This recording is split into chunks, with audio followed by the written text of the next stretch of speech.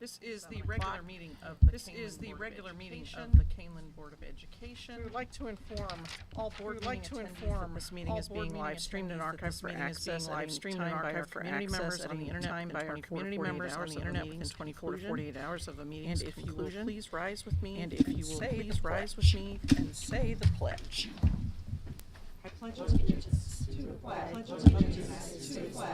of the United States of America, and to the republic for which it stands, one nation indivisible, under God, liberty, indivisible, with liberty and justice for all.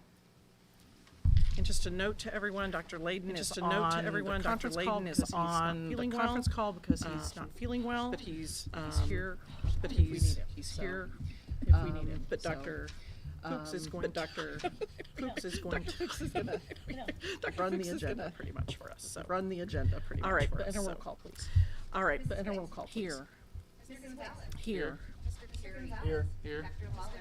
Here. Mr. Mankowski. Here. Mrs. Simmons. Here. Mrs. Simmons. Here. And Ms. Junk, we will be calling her in for item J5 for the facility plan. Emphasize that we need to be here. She's also that we need to be here. She's also not feeling well. Okay.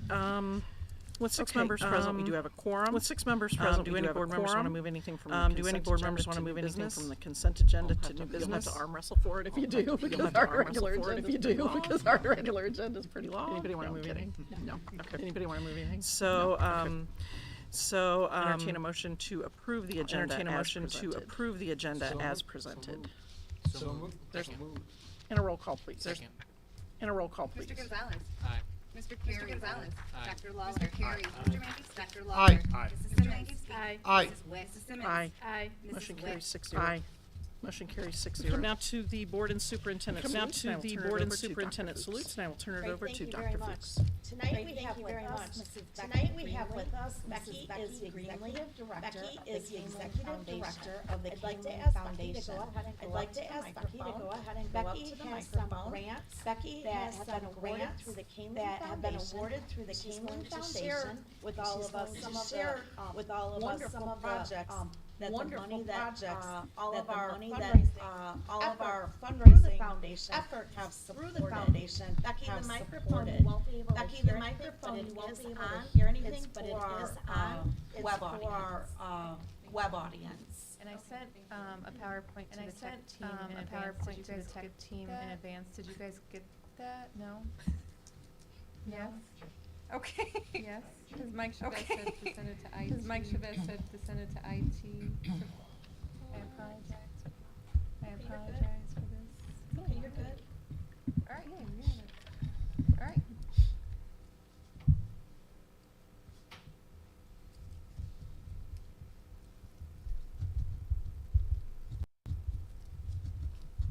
You might click this in. You might want to do this. Switches just one switch on each side. Just one switch on each side. Okay, thank you. So, Okay, thank you.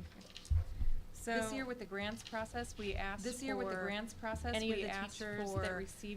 the teachers that received grants to hopefully then present. About 8 months since they were notified that they won the grants, and we asked them if they could won the grants, and we asked them if they could present to the board of directors what great work they've done with the money from the foundation thus far. Some of the teachers haven't moved forward as they had hoped at this point due to back orders and things like that, which we are all very aware of. Some of the teachers weren't able to make it tonight. Some of the teachers weren't able to make it tonight, but they did give me notes and pictures to show progress of where they are. And so that's why we have. And so I'm going to start with the grant that we gave to the MTSS High School. $3,000 in furniture updates. $3,000 in furniture updates. Was the lead on that grant request. Was the lead on that grant report. And she gave us an updated report. Before and after of what they did. Some pictures before and after with the money. What they did. With the money, can you see behind me? No. It seems that the students are really enjoying the new space. So the high school MTSS department would like to thank the Kaneland Foundation for awarding us a $3,000 grant to help us update our rooms. Though we are still waiting for a few tables to arrive, they have added movable desks, they have added movable desks, big bag colorful lamps, beanbag posters, chairs, and decorations colorful have really lamps, livened up posters, our and space. decorations have really We were able livened to up our create some space. flexible seating We were options able to and cozy create some workspaces flexible for our seating options and students. cozy The workspaces for our MTSS students. classrooms, the MTSS See classrooms, over 100 students a day. see with over new 100 students a day, finding us with every new day. students The space is finding warm us and every inviting day. for students The to feel space is safe, warm not and only to inviting work for on their students to feel assignments, safe, not but only to to advocate work on for their their learning assignments, needs. but to advocate Thank you for their again to the learning Kaneland needs. Foundation for Thank making you our again to space the more Kaneland welcoming to Foundation our for making students. our space more welcoming to That our was the largest students. grant we gave out this year. That was the largest grant we gave out this And year. on to the next. And on to the Everyone next. knows what fidget spinners are. Everyone and knows bulk what fidgets and fidget things like spinners that. are and bulk And so we fidgets had a and things like request that. from. And so we had a Gabrielle request from Gabrielle Haugen. Thank you, Haugen? everybody. Haugen, thank And you everybody. they used the money again for the high And, school. They used the money grant again money for the we high received school. was used to purchase Grant fidgets money to we provide received was students used who to may be purchase feeling fidgets to anxious, provide stressed, or students having who may be feeling trouble anxious, sitting stressed, still. or having A lot of us trouble could use sitting those still. things.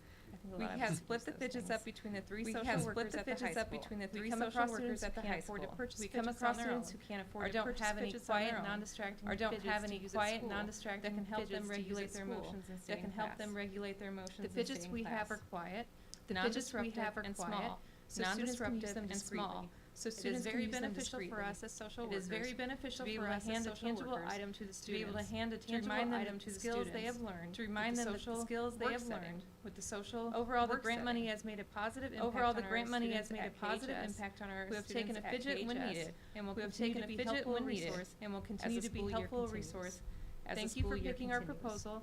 So Thank that you we for can picking our continue to proposal, provide the best so that care we can and continue to support for provide our the best KHS care students. and support for our KHS students. And Anne, you're up next. And Anne, you're up next. Yep, come on up. Yep, come on up.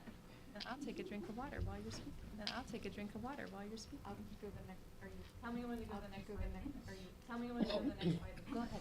So, Go ahead. Becky works So, with the Key Becky Club works and with the student Key leaders at Club Kaneland High and the School, student leaders and at not Kaneland only High were School, we able to and receive not support only from the were foundation we able to monetarily, receive but support from we the have foundation Becky as monetarily, resource, but we have and Becky as Kaneland High School resource, Key Club's and mission Kaneland is High to School provide Key service Club's to mission youth. is That's to Key provide Club's mission service is to to youth, provide service to young people all across the provide world. service to young people all across And so the we world. sort of double dipped and we provided so we sort of leadership double training dipped and we to provided the Key leadership Club, training and Becky to was the one of Key our Club, leaders. and So Becky was one of the our foundation's leaders. grant was So the really foundation's influential, grant was really in influential providing in leadership providing training, a leadership training. It's more than a survey. It was an assessment. It's more than a survey. But, It was an assessment. An assessment of But, their skills.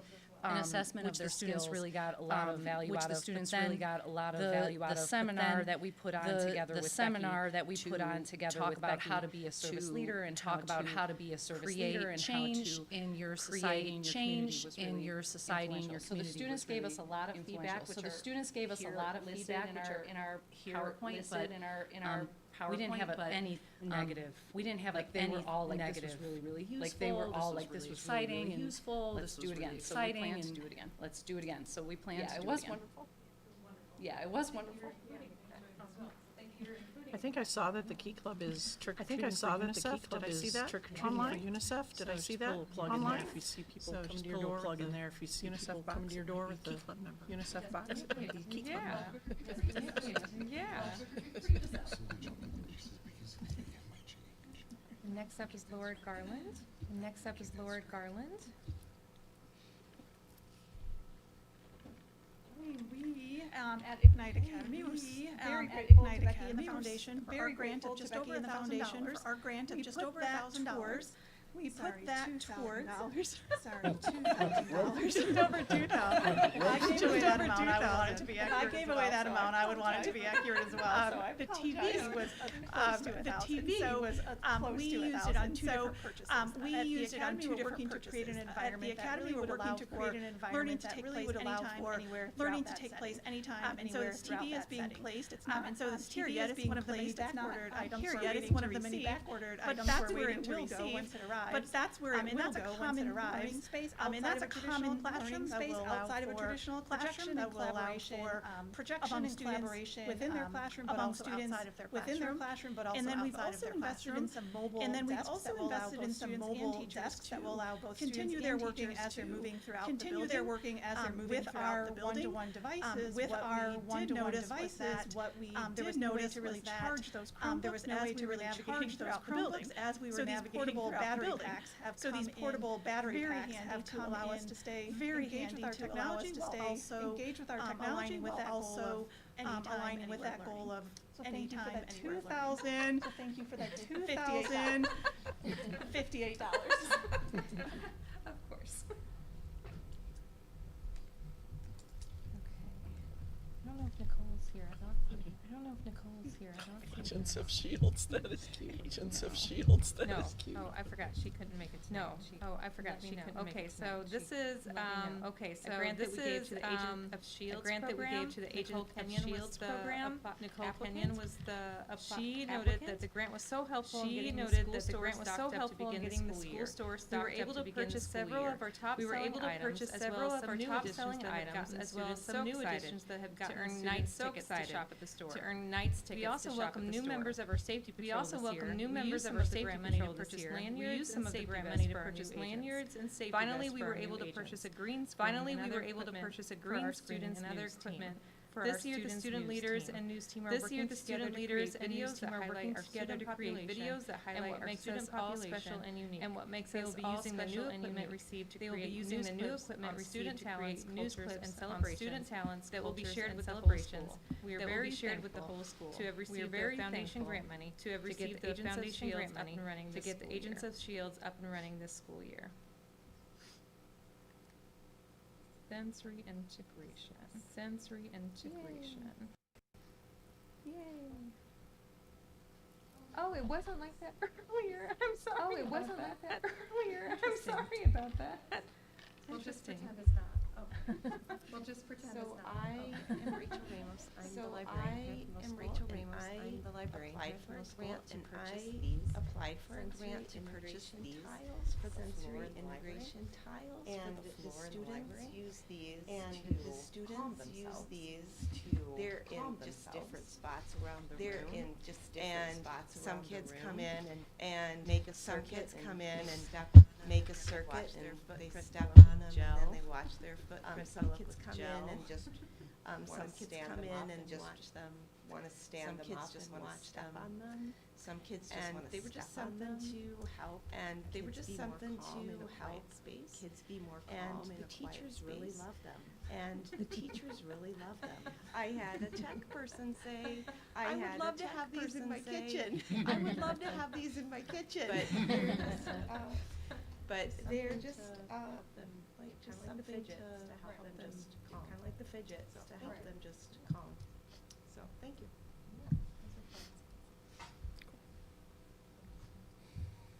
Okay, and I got a text just before I came. And I got a text just before I came that Nicole Larson isn't able to make it. She didn't give me any notes. So just so you she know didn't give that me they any did notes. ask, she asked for just so you know that they did ask. She asked for software updates department at the high school. Graphics They're working department on at the teaching high the school. students digital. They're working on teaching the students digital. The first part of this was getting the graphics software. The first part of this was getting to teach the kids on how to display everything. To teach the kids on how to display everything that would be uploaded onto displays. The TVs. And so once all of that is figured out, they want to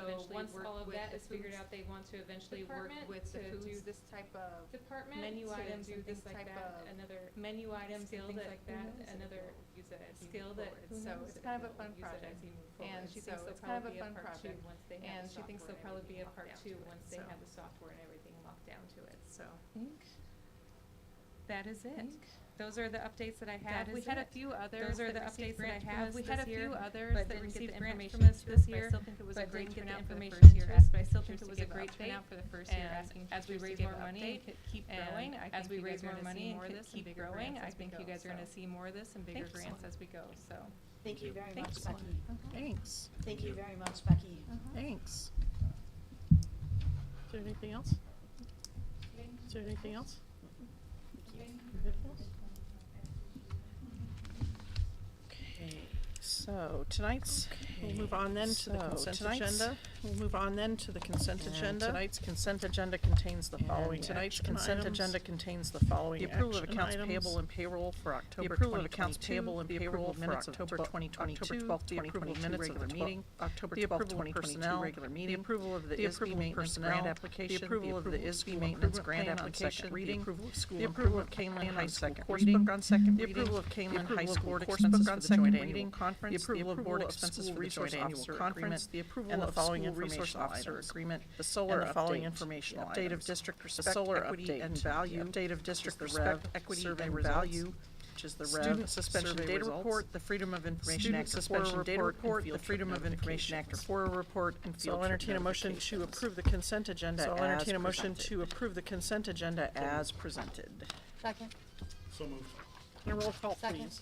Mr. Carey. Aye. And roll Dr. call, Lawler. please. Aye. Mr. Carey. Aye. Aye. Dr. Lawler. Aye. Aye. Mr. Mankiewicz. Aye. Mrs. Simmons. Aye. Mrs. Witt. Motion Aye. carries 6-0. Aye.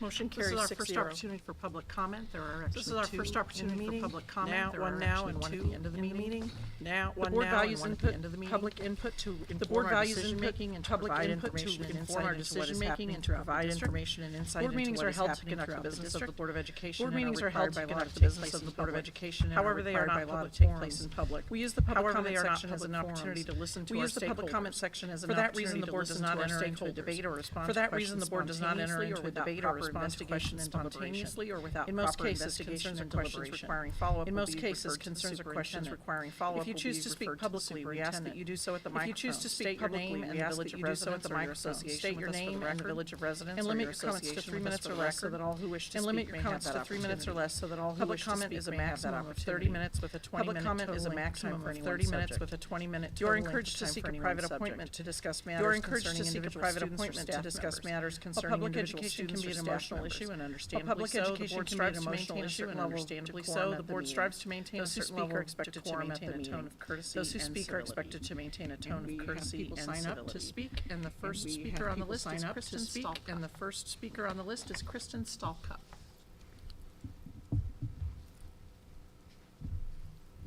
Getting, Good evening. real quick, are we getting the Good evening. stop, real quick, are we getting the stopwatch up? Additionally, I believe there's an echo online. Additionally, I believe there's an tech department is working on fixing that. The tech department is working on fixing that. If you can understand me, we do know about it. They're working on it. We do know about it. Okay. They're working on it. It's new equipment tonight. Okay. It's new equipment tonight. Okay, good evening, my name's Kristen Stalkup, I'm from Sugar Grove. My name's Kristen Stalkup, I'm from Sugar Grove. I just wanted to touch base, I know we've been, the last several meetings have been talking about the the last several meetings have been talking about the master facilities plan. Concerns of the options that have been presented. Some concerns of the options that have been presented. At the last meeting, or the last 2 meetings ago, I believe, that some of the options presented took away some of the items that were lowest on the list from the community survey. And this time I see that you've included the lowest options. And my concern is that you've had community members, both parents and just regular community members, you've had a community committee put together and tell you that there are items that they believe are not necessarily worth using taxpayer money on right now. And yet they are continually included in the options. And I fear that that may make it that people won't vote for it because because something is on the cheaper side. I know the field house is super, super expensive, and I understand why that's one of the options being omitted from one of the lists. But I am struggling to see why the new high school entrance and the Ignite Personalized Learning Academy, which are 9 and 10, on the list that's even provided in the presentation tonight, are continually included. I realize that they're a little bit less on the money scale, but if you're spending taxpayer money, I don't understand why we're continually including items that the taxpayers have told you are not on their list of priorities right now. Thank you. Thank you for your comments. The second person is Cassie Blickham. Okay. Thank you. My comments are also related to the facilities master plan, and I know one of the board members isn't here right now. but is going to be here for J5. Is there an opportunity to wait to make these comments so that the other board member is present? You would have to do it at the end of the meeting after the final agenda Okay. item. Okay, then I'll go ahead She and may be start. watching. I'm not sure if she's monitoring this part of the meeting Okay. or not. But Okay. Oh, can I have my 3 minutes back? yeah. Okay, thanks. I didn't think Yes, I that was started. procedural. Go ahead. Okay. Any marks? Get set. Okay. I'm a resident of Sugar Grove with an 8th grader at Harder Middle School and an 11th grader at the high school and in the Fox Valley Career Center electrical program. I came tonight to thank the board for creating a thoughtful process that gathered input on the facility master plan. You created a process that sought expert and specialized advice from consultants like EOS and Wold. You engaged the community in a detailed and comprehensive survey. I think it took me like 35 minutes to complete that survey on the phone. And you asked for the recommendation of your superintendent and his team of knowledgeable and experienced educators. You did a really good job putting a thoughtful process together. And tonight, I ask that you trust the results of that process and you draft a ballot measure for the April election that follows the advice. How last week's meeting ended created the 2 sample ballot measures that are in the meeting materials for tonight. And both of them go contrary to the advice of the consultants, the recommendation of the superintendent and his team, and the 650 community responses you received. I hope that you can correct that tonight. I think the process was thoughtful and complete, and it directs you tonight to pass a motion for 1 referendum question that asks for an amount not to exceed 70 million and prioritizes the top 6 community ranked projects, including the Career Center. The Career Center is an institution founded by the Kaneland community 50 years ago and supported for the last 50 years. I ask that tonight you be confident that the advice, recommendations, and community input that align, that you follow that. I think your decision isn't difficult or complex. It's supported by the process that you all created. The process was solid. The answer is here. It's in the advice of the consultants that told you 1 ballot measure with community prioritized projects up to 70 million. It's in the recommendation that the superintendent made at the last meeting for the original option 1. And it's in the responses of the community that ranked the Career Center 4th out of 10 projects. So I hope tonight that you can not allow individual agendas and anecdotes and other distractions lead you astray.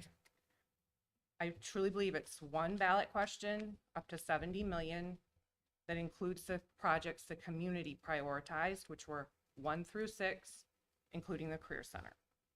I hope tonight that you'll make the motion that puts us closer to a successful April referendum and a KHS that the entire community can be proud to call their high school. Thank you for your time. Thank you for your comments.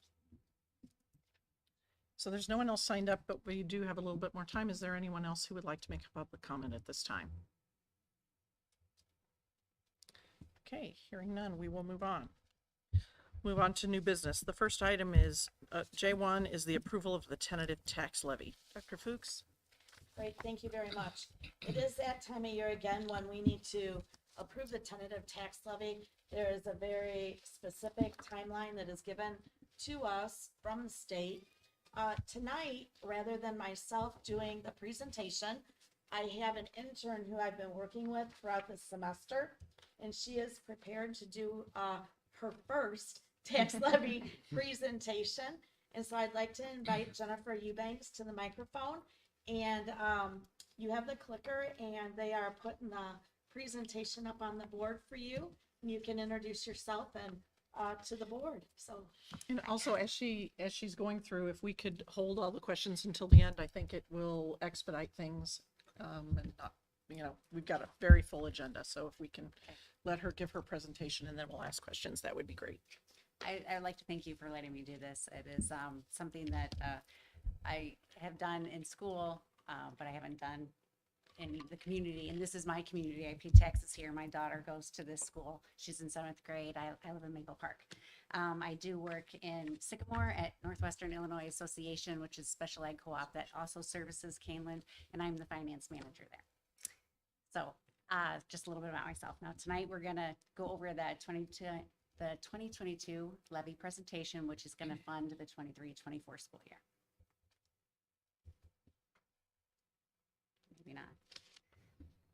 Okay, so the agenda is the tax levy general information, which is actually 10 plus slides. And that's going to give you the context and definitions of what you'll need to understand the tax levy process, and the data and calculations that are going to give us our assumptions that we are going to use to determine the amount of money that we ask for, which is the levy. And then before we do the tax levy calendar, there's some new school code that we're going to go over. It's just one slide. So the general information here is the tax levy. It's the amount of dollars in which the operating fund of the school asks for. We ask for this every year to pay our bills for the next school year. The Board of Education has to adopt the levy no later than the last Tuesday of December. That's school code, and we've always done it with its school code. It is the largest source of revenue for our district. It is the largest source of revenue for every district, but it's one of our biggest, more so than other districts in the state. It is our most stable and reliable revenue source, and we get the money in June for the next year. And so the way we get our money here, which is nice, being a taxpayer here as well, is we get 99% of what we usually ask for, and it comes on time, and we get to also earn interest from that, which is good. So this money that we're going to ask for the levy for, it's gonna, pay our salaries, pay our operating costs, and so on. Now, like I said, our sources of revenue, here's a pie chart to show you exactly what. So 75% of ours comes from our levy. Which is nice that we have that control over that. 5% is other local, which is also our student fees, athletic fees, stuff like that. 18% is from the state, and that's our evidence-based funding, stuff like that. And then 2% is from the federal government. Okay, so there's 5 different numbers that you need to know to determine what the levy is going to be. EAV is one of them. EAV is the equalized assessed valuation, and that is what we get. We get that number from the counties. It is the total property value in Kaneland district boundaries, okay, which includes all of, our Kaneland and some of DeKalb County. So 79% of our EAV comes from residential, which is high, but it is also the highest in any district in Illinois. Ours is higher than most, and usually the second is commercial, but ours is farmland. So commercial is our third, which is usually a lot bigger in other districts. So our total EAV history is listed here, and it shows, what our property values are worth, right, throughout our boundaries. And this year we're estimating, from the estimation we got from the county assessors, is it's going to be $1,009 million. The second number, the second number we're going to talk about that we need to be able to calculate this is new construction. Okay, so why is new construction important? Well, it's not included in the base EAV. And which is why you'll see it subtracted in this calculation you'll see in a few slides. And then it's also put back into the EAV for calculation that we use to determine the extension. So we take it out to determine our limiting rate, which is the amount of money that the district can ask for out of every $100 of EAV. And it also increases that EAV. This is a history of our new construction for the last 10 years. And you can see how it dipped down in 2013, but there was rough times there as well after 2000. But it's gone up continuously since then, and it's gotten pretty stable around 10 million. This year, we're assuming it's gonna be 8.4 million.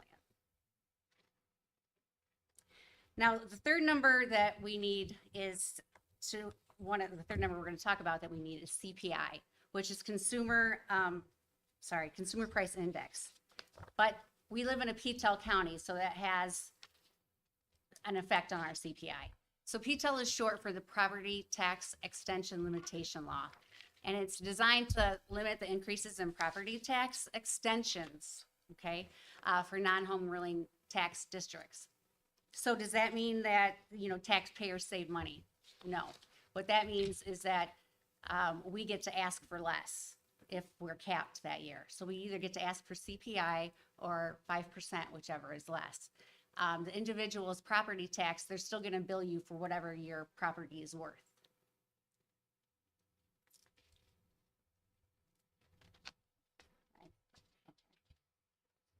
All right, so this is a map of the tax capped counties. And you can see it's not quite half of the state, but that actually is more than half of the state of the population. So we've been tax capped. We were one of the first counties to be tax capped in 1991.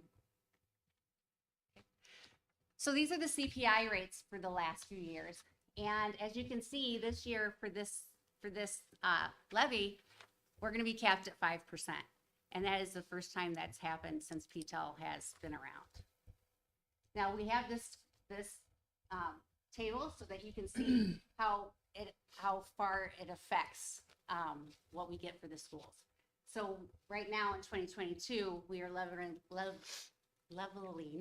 last year, 2021, and then it's going to apply to 23-24 school year. So it is spread out.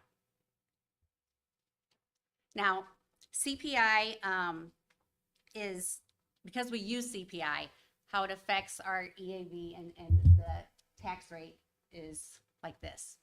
Existing EAV, so your house stays the same, your property level stays the same, the assessor says it's the same, the tax rate, the living tax rate stays the same. If your property values go down, the tax rate goes up, which means we have to ask for more money per $100 so that we can fund the school. When your property goes up, like this year, we have to ask for less money per $100, but that doesn't typically mean you're going to get a tax cut because your property value went up, right? So when that happens, that's the fourth number, the limiting rate. So the fourth number that we need is the limiting rate. This is a history of the numbers that we've used. Okay, so the first one we talked about was EAV. The second one we talked about was new property. The third one was CPI. And then I just mentioned the fourth, which is the limiting rate. And the fifth and final number that we need is on here that we actually get from the counties in April, about April. And that is the actual capped extension from the last year, which last year we got 50.5 million, sorry, 50.5 million. So this year, like I said, we're estimating the property value itself as 1.9 billion and then 8.4 million in new property. So last year's extension, we have the CPI, we have the estimated EAV, we have new construction. We use those four to get the limiting rate. And then once we know what we're going to get, then we distribute it into the different funds like the operating fund and O&M and, transportation. Here is the actual calculation. So you see the prior year, we multiply that by the lesser 5% or CPI plus 1, and then we divide it by the total estimated EAV, which is the base and the new construction, but then we also subtract out the new construction, so that helps raise the limiting tax rate. So last year's CPI was 7%. So that's why we are capped at 5. So we are now running underneath inflation, which isn't always good. At the school district, you kind of need to keep up with that, but we are limited, so we will be asking for the 5%. The estimated change from 21 to 22 is at a 6.6% increase. And like I said, it's 8.4 million that we are estimating for new construction, and that's from talking to Kaneland and DeKalb County. So this is not a good slide. Shows the calculation, but now we've plugged in the numbers. The 50.5 million, the 5%. This is plus the new construction, and then we subtract it. And then when you divide all that, it comes to 5.2584%, or $5.26 per $100 that we ask for, that we're going to ask for. So then the second calculation is the total times that, and that's where we get what we think we're going to get this year, which is almost 53.5 million. Now that's about 3 million more than last year, about a 5.9% increase. Than the following year, which is still a great increase. It's just we would like to keep up with inflation. We need to make sure that our expenditures stay consistent, and because we're assuming the state and federal are going to stay the same as last year. But we won't know that until 2023. Now these are a couple of charts to show you how we rank with the districts around us, and I know the board had picked out the 8 different districts that we compare ourselves to. We are third highest when it comes, and this is for 2021, so not this coming one we're levying for, but this last year, at 6.665 or $6.67 per $100, and DeKalb and Yorkville are higher than us, so we're third. But on this one, what EAV per pupil, we are fourth, but you can see DeKalb and Yorkville are down here, and that's because their property values aren't necessarily as high as ours, and they depend a lot more on the state money too, so they can fund what they need. And then our expense per pupil is just under 16,000, which puts us at the third highest, which goes along with the other tables that I just showed you, and charts I showed. So what's the impact on your tax rate? Well, that, like I said, per $100, it's going to go down. So the operating rate is going to be $5.26, where last year was $5.34, so 8 cents less. Then the bond and interest ends up being 12 cents less, and then together, when you add it together, that chart I showed you that said we are at $6.67 is now, we're going to be at $6.47. So it's a less 20 cents per $100. What does that mean for your tax bill? Well, if your property didn't increase, then you're going to save some money. But if it did, then it could cost you more, of course. So if your house was worth $200,000 last year, for the school portion, you paid $4,447. If it stayed the same, then you would actually get $134 less on your tax bill. But if it went up, and we use a 5% as just, we don't know how much it's going to go up, but as a guess, then your actual school part of your bill would go up $82 for the year. And then of course we listed other home values, because not everybody would have sent a $200,000 house. This is the new legislation I had talked about, and it was Public Act 102-0895. Now this was kicked in May of 2022, and it has to do with the disclosure of all the cash balances. Here at Kaneland, Dr. Fuchs gives this out all the time, but it's a state law now that we have to also give it out during this presentation. So usually, Julianne gives this update about four times a year. So now we're going to do it again. So this is the 5th time, and this is the most current balance. So this shows you all the cash balances in all of the funds here. So education, operations, and maintenance, and so on. And then you're also supposed to put anything that you have as an obligation. Well, that doesn't, of course, salaries and the electric is on our obligations, but it means something that is longer than just that year. So that's why you just see copier leases and bond payments, because we are lucky enough that we own most of our stuff, like buses. Okay.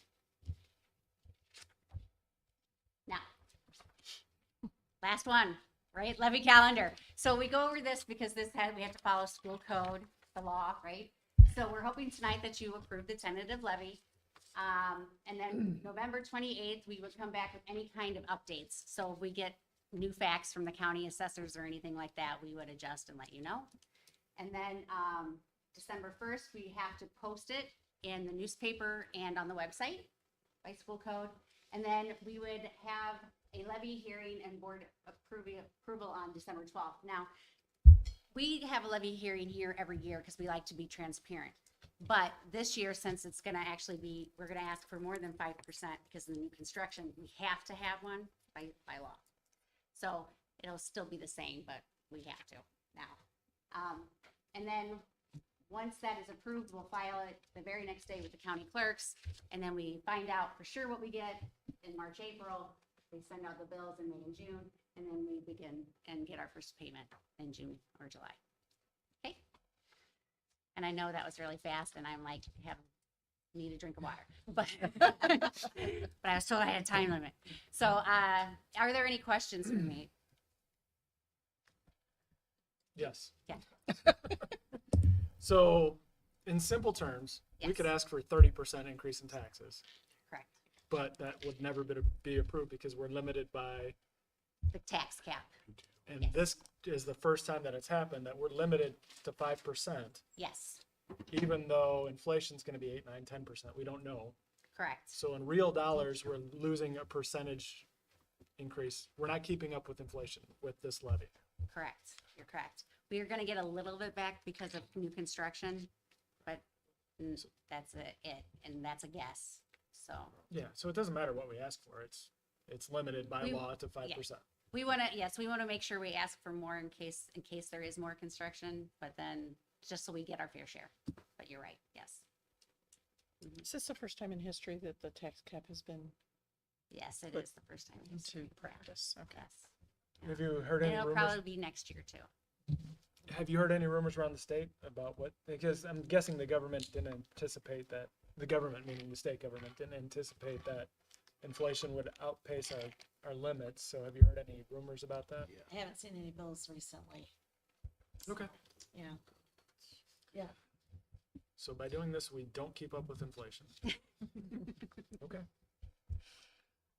I have a quick question. This might be a weird question, but you're asking us to approve this tentative tax levy, and based on what I just saw, it doesn't sound like we can change any of the variables, right? So pretty much this is just a matter of process, because it's not like we can come back and say, well, we don't want to do this. We want to, we're bound by most of these rules through law. Is that correct? It's kind of just a You formality. could levy less. Yeah, We that's- could we could levy ask for less. Okay. Yes, we could levy less, but it wouldn't Yeah. make our taxes any less, because they're gonna take what they're gonna take because of what our property value is worth. It would just mean the school would be out of it, and that money would go to some other part of the government, Gotcha. so, yeah. Any other questions? And this is based upon the latest data that we have in from the supervisor of assessments? for Yes. Kaneland, And well, DeKalb. actually, it would be a township assessor, or Cortland Township assessor over in DeKalb County.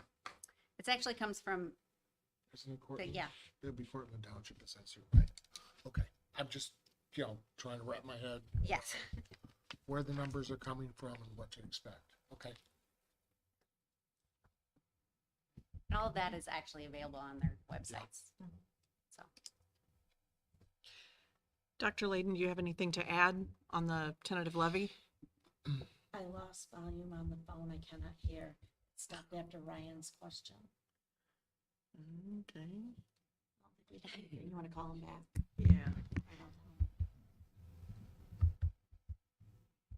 know. Uh-oh. It won't.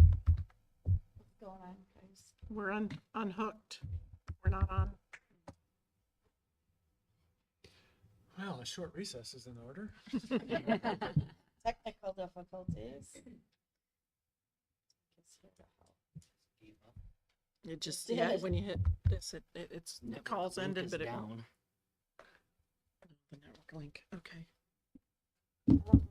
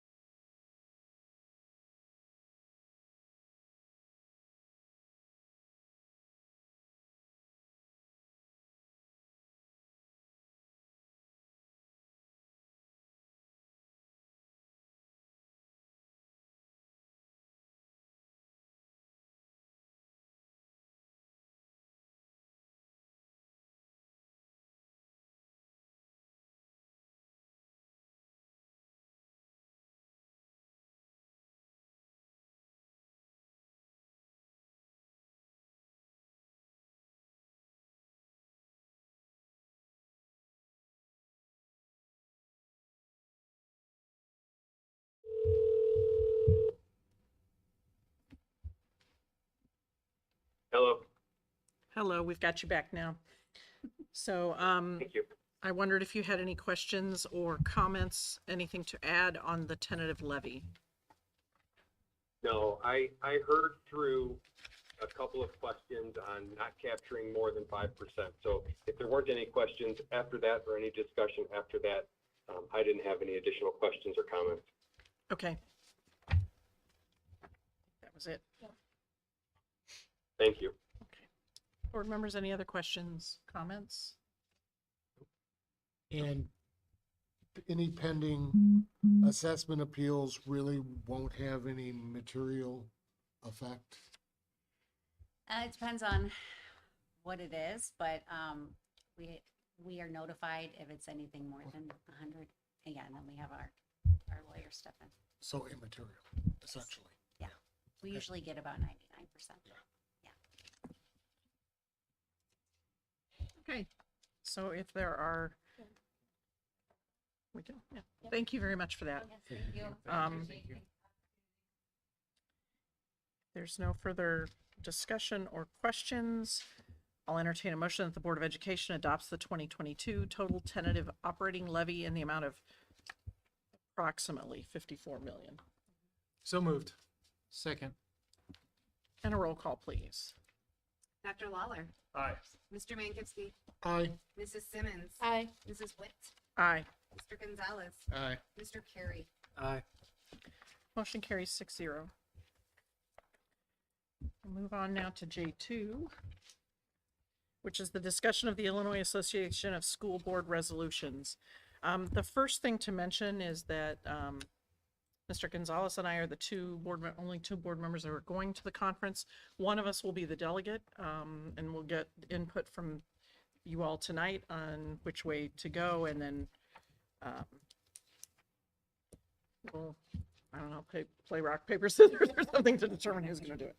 So, so the first, there are only 3 new resolutions that we need to go over tonight. We don't need to go over all the amendments and things like that. So the first one is fund balances and the Miller ratio adjustment. And I'm going to let Dr. Fuchs explain this one because she has a better handle on it than I do. Sure. There is a resolution that suggests that fund balances for township governments be no more than 2 times the amount of their annual expenditures, actually 2.5 times. The amendment says that it would be no less than 3 times. In terms of Kaneland, our fund balance policy states that we have fund balance for 45 days. So at this point, this adjustment would not impact our district at all for quite some time. The resolutions committee does recommend to adopt it, and that would adopt it for governmental units that have large fund balances. It would allow them to keep more. So. Okay.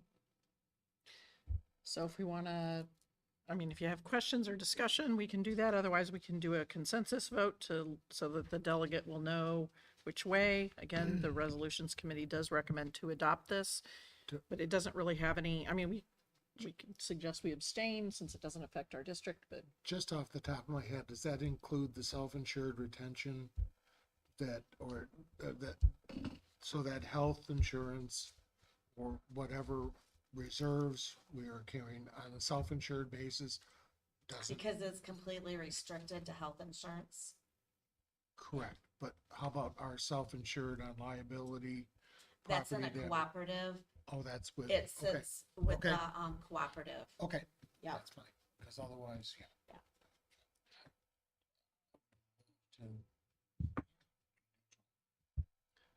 And abstain at the Yeah, I don't- delegation, I don't delegate think it- assembly? Yeah, I think it is, no bearing to us. Does anybody? I'd be fine with that or adopt. I mean, I don't see restricting it as hurting. I'd like to get to that point someday. Like I said earlier, that'd be nice, but Mhm. Yeah. I'd be in agreement with abstaining or adopt. Okay. Others? I mean, I'm okay either way. Let people keep their money. Yeah. So mostly Support. support, or is there any strong feelings between support and abstain from anybody?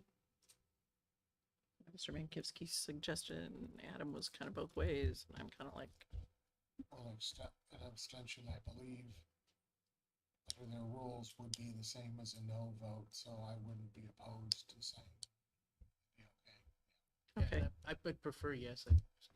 okay. All right.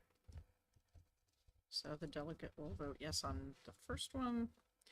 The second one is alternative fueled school bus funding. Did you want to take this one, or do you want me to? Either. Okay, this one is just, says that the Illinois Association of School Boards will urge the state and federal governments to provide funding to school districts for transitioning to zero emission school buses or low emission school buses when a district can demonstrate that zero emission buses are not practical, and for green charging infrastructure in order to reduce school children's exposure to harmful pollutants from diesel emissions. This one they suggest not to adopt. And they do mention, and Dr. Fuchs, maybe you can speak to this, is the part you should speak to, I think, is how with such a large, owning our own bus fleet and such a large bus fleet, what this would mean for us. And what it would mean is that the challenges are where we would have charging stations for our buses and how often they'd have to be charged given the distance that they travel on a daily basis. Mm-hmm. So until the cost comes down, it pretty much doesn't make sense because we'd have to add so much infrastructure in order to support it.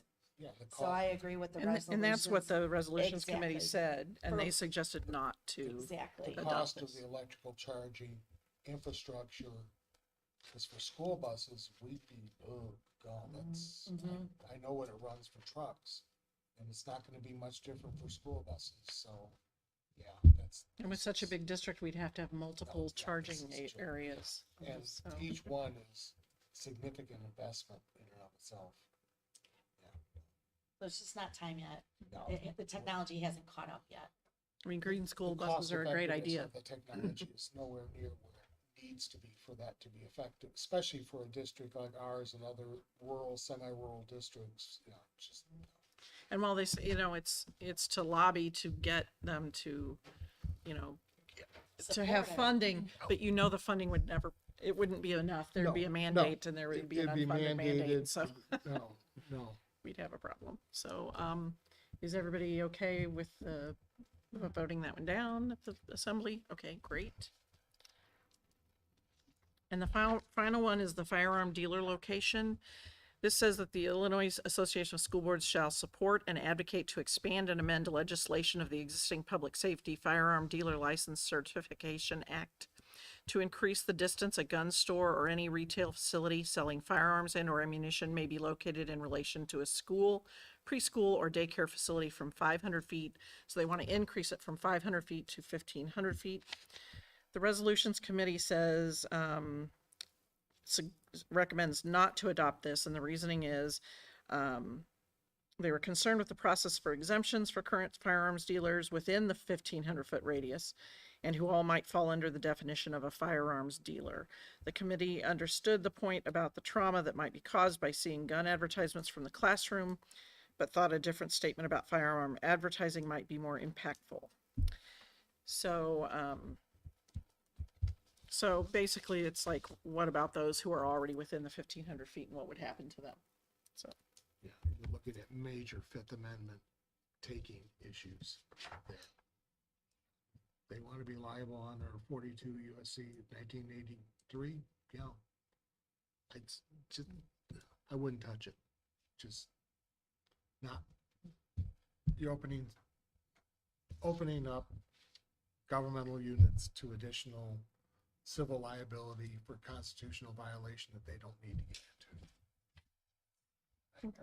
one of the things too, I understand this is to lobby in support of these things.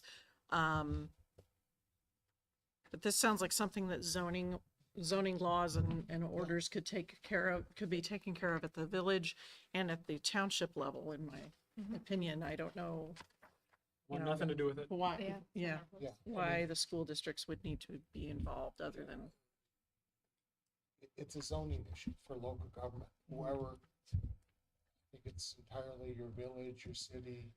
We don't have charter townships in the state, unlike Michigan or Wisconsin.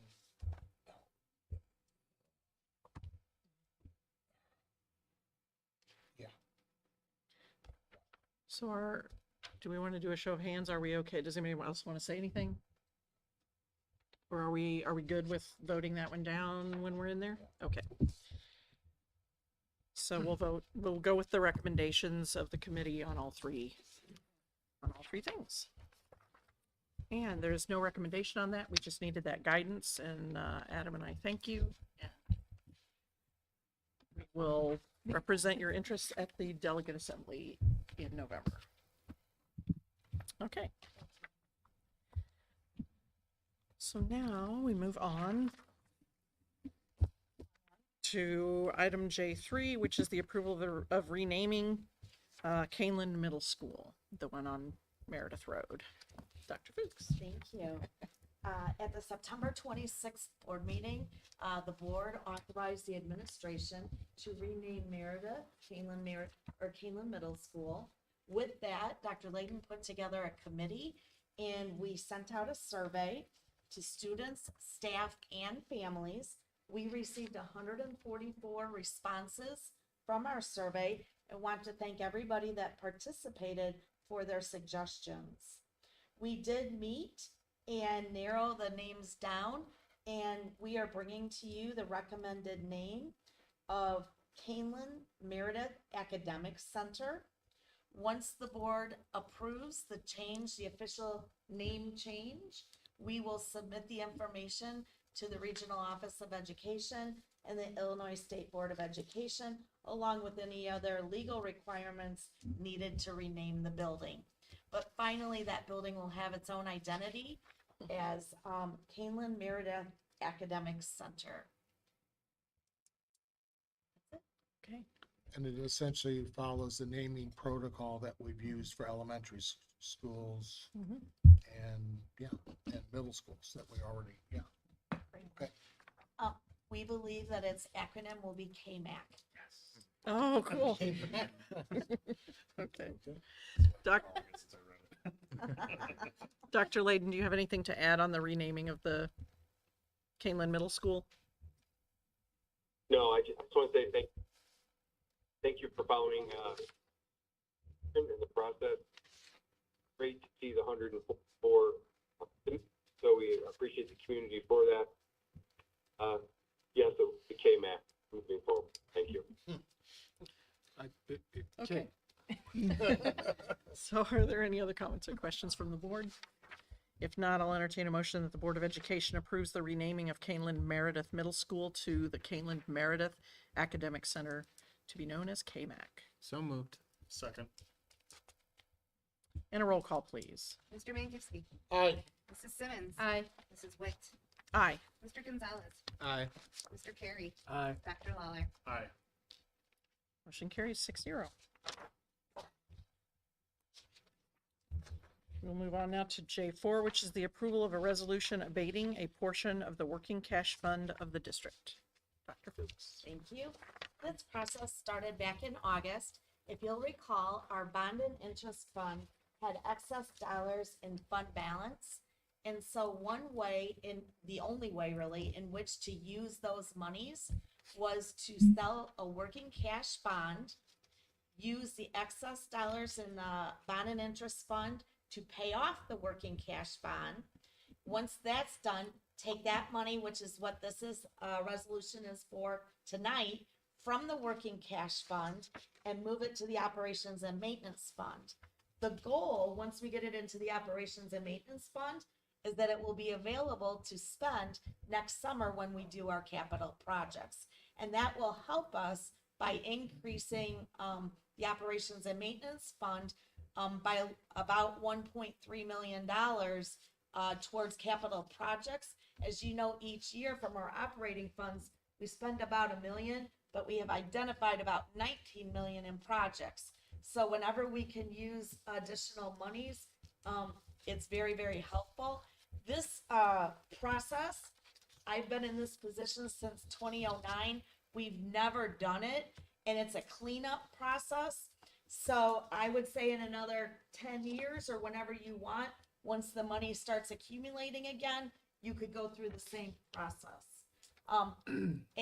But for now, the resolution abates the portion of the working cash bond that we sold so that we can, and it also moves it to the operations and maintenance fund so that it'll be in the right place when we need to pay our bills for our capital projects next summer 23.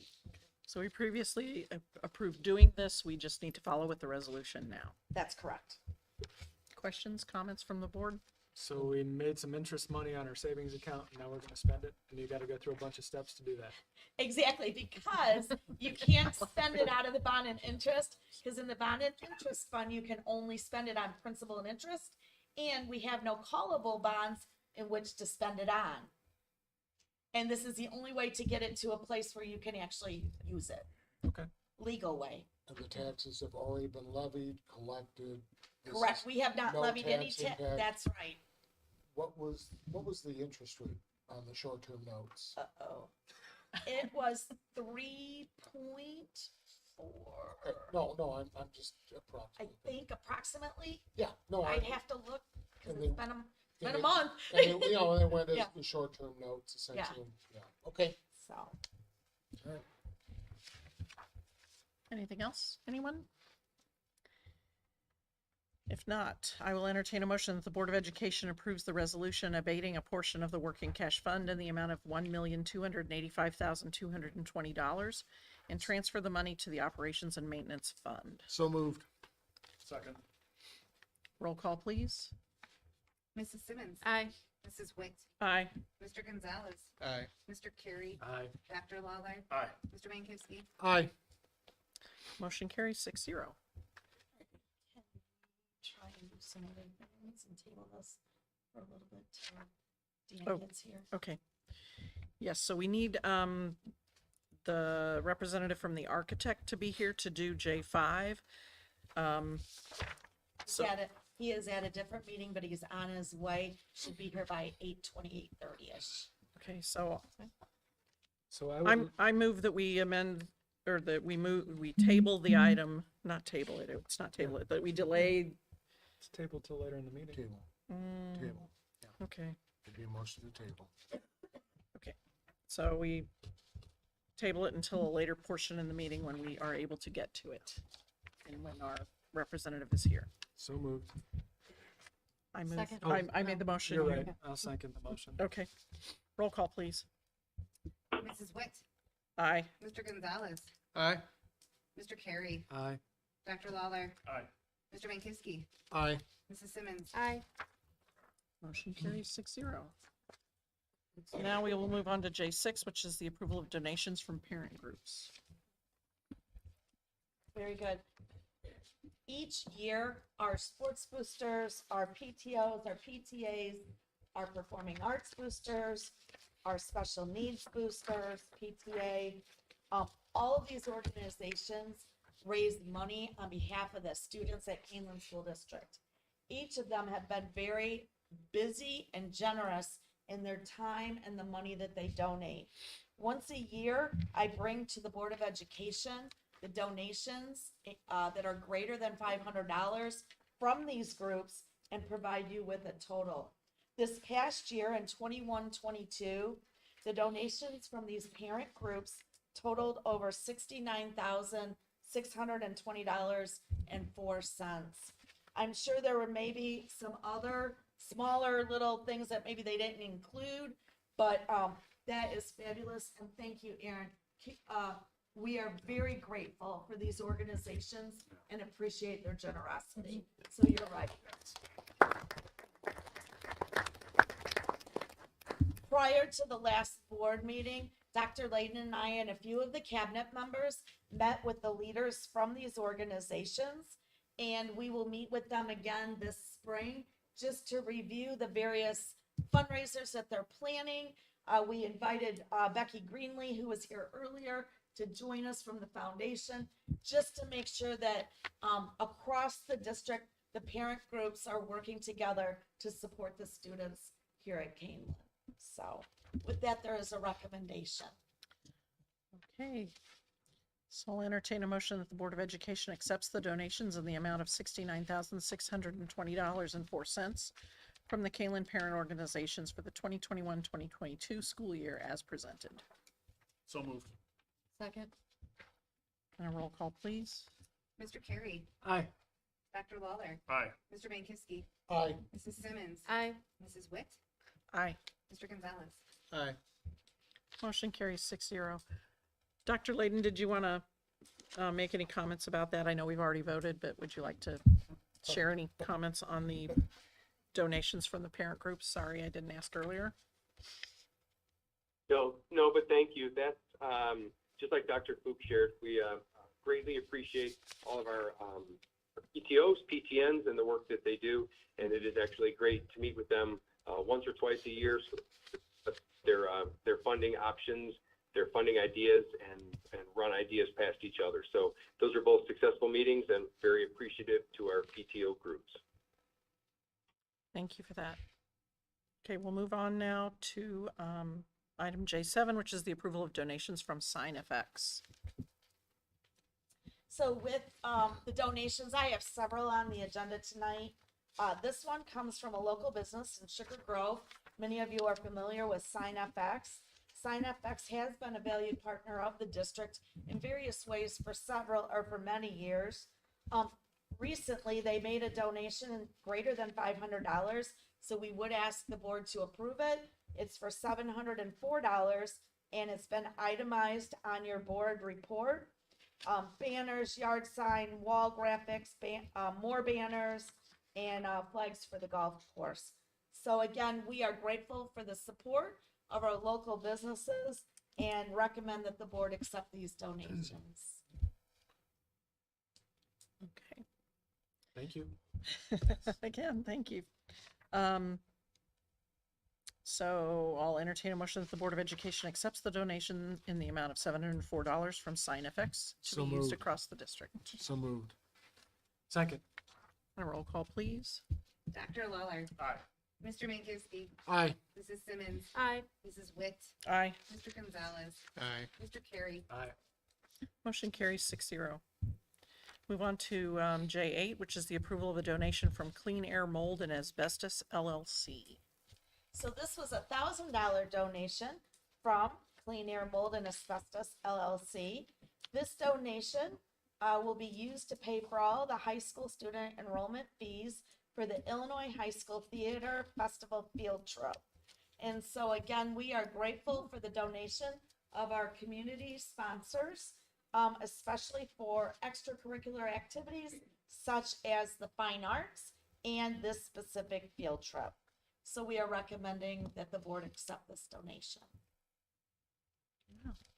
Thank you. That's a new group. It is. That's great. Mhm. Do they have students in the district, or do you know? I don't. Okay. Does anybody? I don't know anything about Yeah. that. I don't. So I'll entertain a motion that the Board of Education accepts the donation in the amount of $1,000 from Clean Air Mold and Asbestos LLC to be used in the KHS Theater Department. So moved. Second. And a roll call, please. Mr. Mankiski, Aye. Mrs. Simmons, Aye. Mrs. Witt, Aye. Mr. Gonzalez, Aye. Mr. Carey, Aye. Dr. Lawler. Aye. Motion carries 6-0. Should I talk slower? I know, right? Filibuster for a little bit. Could do I have a topic few for future ideas when we agenda. get this one done. Yeah. We could do future agenda topics and that stuff. Sure. Let's do this one first and then Okay. no. Okay, sorry, this is the approval of donations from the Kaneland Foundation. That is correct.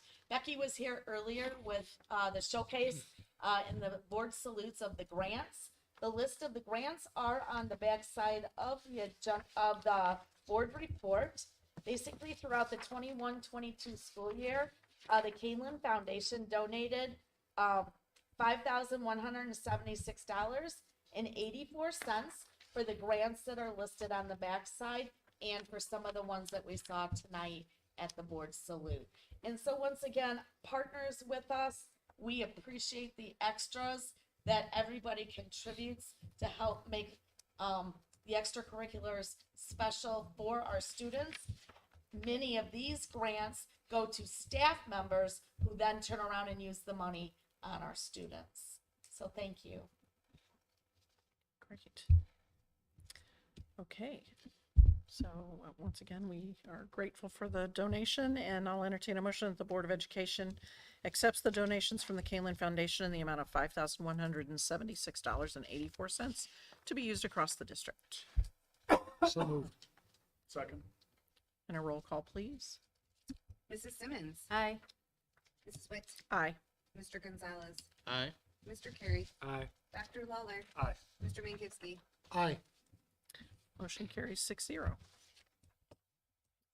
Okay. Do you want to start without him, or do you want to try to finish the agenda and then go back when he gets What? I like option 2. Go through the rest of the agenda and then go back. Okay, I don't think we should do the superintendent and board report until the end, and I don't think we should do the public comment for sure until after this is presented, because I think people might want to hear what happens there before they make a public comment. So we can do topics for future agendas.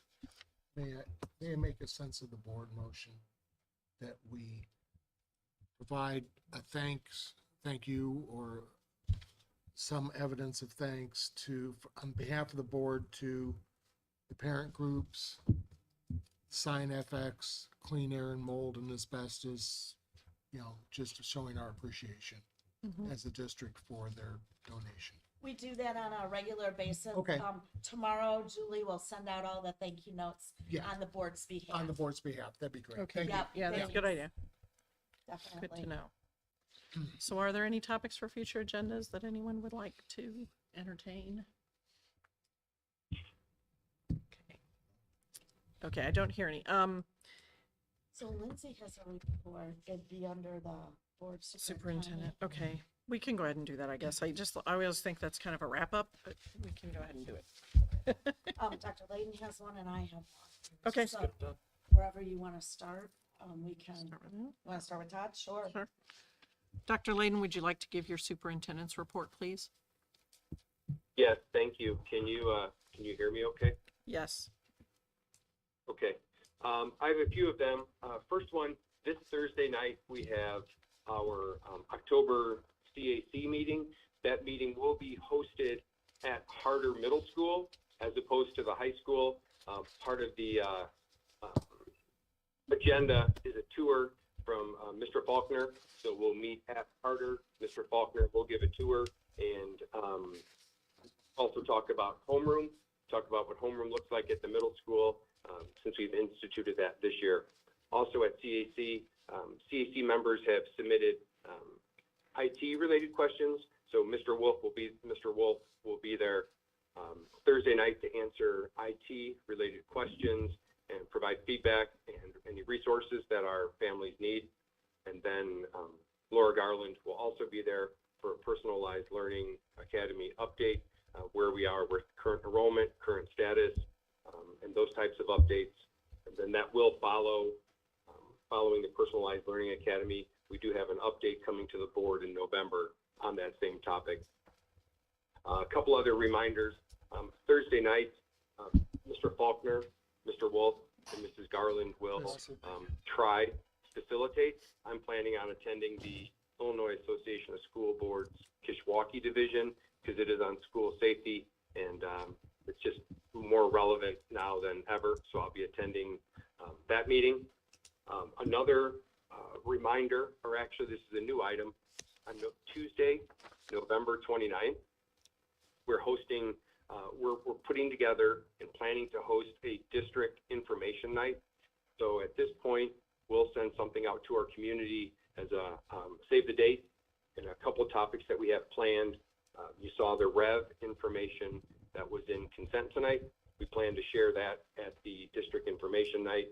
Mr. Raleigh will be there representing Ed Services to do a panel discussion and answer questions on standards-based grading. And then Dr. Atkins will also be there from an HR perspective, try to gather anybody who's wandering around and haven't become a paraprofessional, a bus driver, or a substitute teacher. Next thing I have is school report cards. If you recall, the school report card information comes out every fall. It's usually at the end of the month.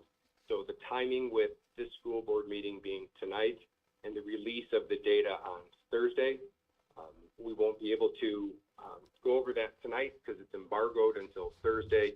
So Thursday, you'll see it come out across the newspapers, and we'll eventually share this information along with the indicators of success at our next meeting, which is November 14th. So we'll share some highlights from the school report card and the indicators of success with Ed Services on November 14th, which is our next meeting. Then the last thing, a date reminder, we do have a couple days coming up that will be off school. Number one, on the 2nd and 3rd of November, we have our parent-teacher conferences. So the 2nd is a day of school, but the 3rd on Thursday is not. Teachers and parents have conferences all day from 11 o'clock till 7 o'clock. And then on Friday, that's a day of non-attendance for students. Then the last thing, the week following that, on Tuesday, November 8th, we do have a day of no school at the midterm statewide election. So we do have an observed holiday, day off school that day for the midterm election. And those were my updates. Thank you, and also want to say thank you to Dr. Fuchs for facilitating the meeting today in my absence. I would much rather be there in person. I don't like listening to it and observing on the phone, so thank you. Well, thank you for being available. We hope you feel better. So now you. I do, I have one. Last Wednesday night, the FPC, the Facility Planning Committee, which currently meets twice a year, had their fall meeting. We had 4 topics: the high school facility plan, the enrollment update from September 30th, the solar information, which is in the board's consent agenda tonight, as well as the update on the summer 22, this past summer, projects, so that they could know where we're at with those projects. And that was the FPC meeting. The next meeting will be in April. Okay. So, and then Lindsay, our student representative, has a report as well. Okay. So this is some lighthearted stuff that's been going on at the high school the last couple weeks and just some future stuff. So I first wanted to start with Kaneland High School sports. So the last 2 games, our football team has won, so we will be advancing to the playoffs. Our first playoff game is this Friday, and that will be home at 7 p.m. against Riverside Brookfield. Also, Mrs. Violet, I wanted to give a quick shout out to her. She is the girls volleyball coach, and she just earned her 300th win against Marengo this past week. And then also for boys cross country, they just took 2nd at regionals, and then girls cross country took 2nd at conference and 4th at regionals. And then for fine arts, the Kaneland Marching Knights, which Mr. Carey, his daughter, is in it with me. We just earned 3rd place at the U of I band competition this last weekend. This was the best Kaneland band has ever done in this competition. And it was an even bigger deal because this year we have a new director, which is Tyler Brooks. And so, yeah, he's doing a very great job. And then also this past weekend was the annual fall play. This year's play was Failure, a Love Story. So that was, I don't know if any of you guys got a chance to see it, but that was this whole past weekend. And then some celebrations last week. Mr. Carey would also know this. It was senior night. There was all the senior stuff. So yeah, at the game on Friday, anyone in band, cheer, football, or dance that was senior got to be recognized. So that was cool. And then clubs, this week for clubs, GSA is having a Halloween party that all students are invited to. And student council is hosting a trunk or treat this upcoming Saturday, the 29th. And this is open to anyone in the district. It just costs $5 per parking spot to get in. And then also we have a Spirit Week this week. So today was PJ Day, tomorrow is Dress as Your Favorite Holiday, Wednesday is Halloween class colors, Thursday is Jersey Day, Friday flannels, and then the upcoming Monday Halloween costume. And then also, last but not least, World Languages Club. I just wanted to point this out. They're really good at every couple weeks or so. They have a sort of like dinner, or like we just had tacos last week, and then this upcoming Tuesday, the 1st, we're having a crate breakfast. So that's kind of cool. And then another reminder for just the future, I was going to say stuff about not having school, but also just in the next 2 weeks are tryouts for all winter sports. So yeah, now that football and all that is wrapping up, something to look forward to. Yep, and that's all I have. Thank you, Lindsay, for your first report. Yeah, thank you. Great job. Thank you. Lindsay, girls volleyball won the conference championship, didn't they? I believe they did. I think they did. I think they did. The Yeah, only that's loss another was thing. to Rochelle, and that was, Yeah. yeah, I believe. So, congratulations Yeah, to for the sure. volleyball program. Outstanding.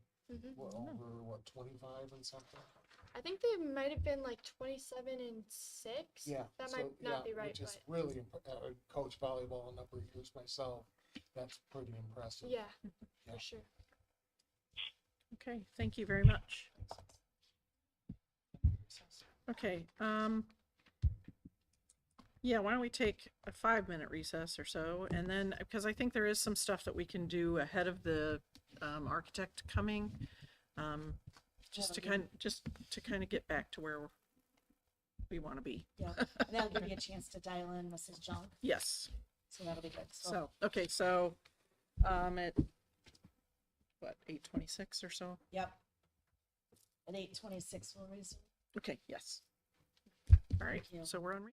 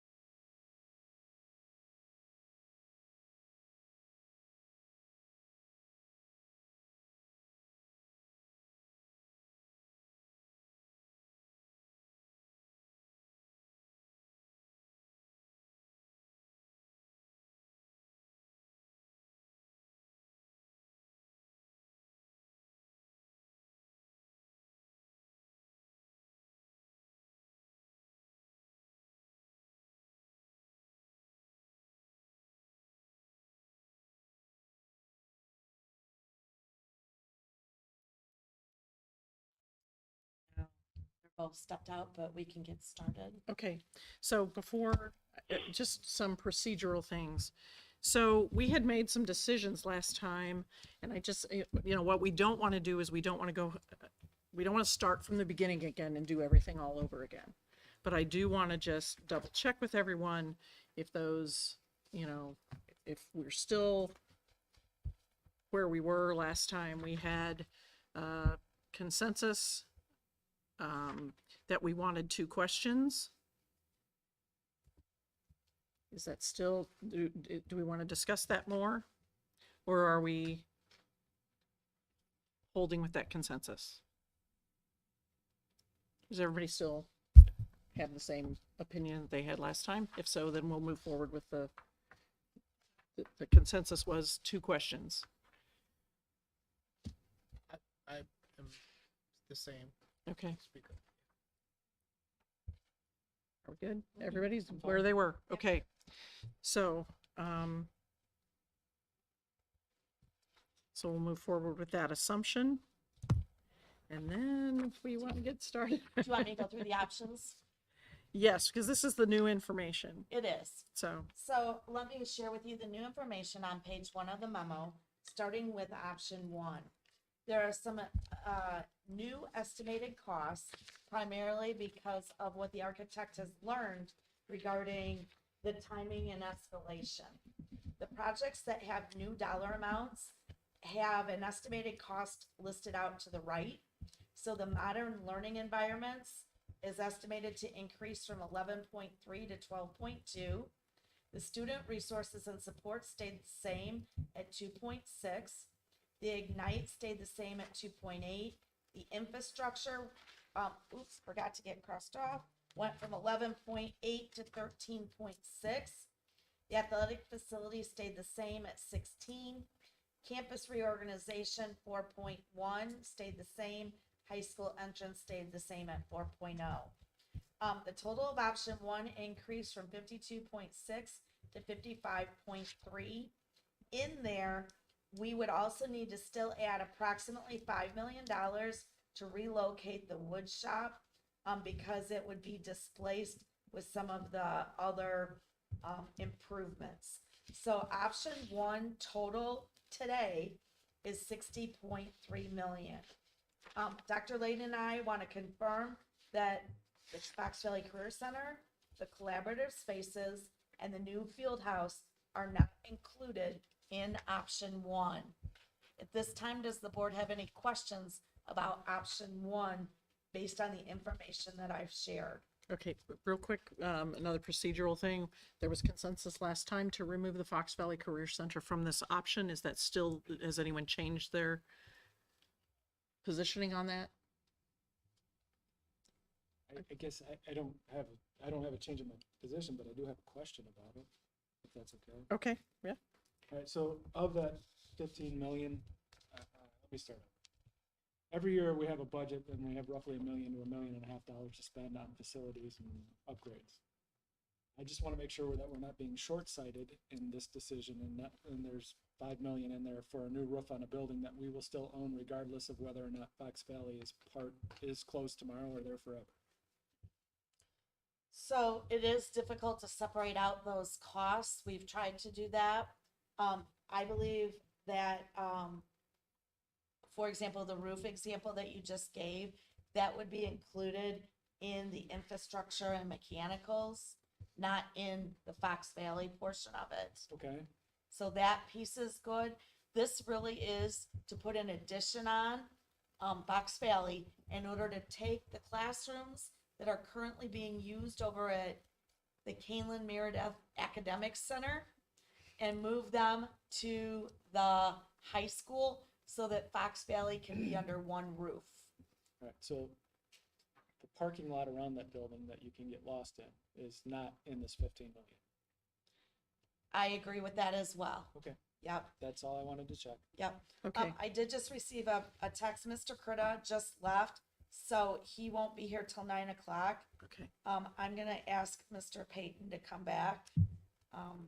Okay. Can we conference him in too? We probably could. Let's I make don't sure. know that though. I don't know what we need him for, but Can we? I mean, you can go through the options and we can. Yeah, let's I see where think we're doing at. okay so far. Okay. We'll see where we're at, how close we are to 9 o'clock. Okay.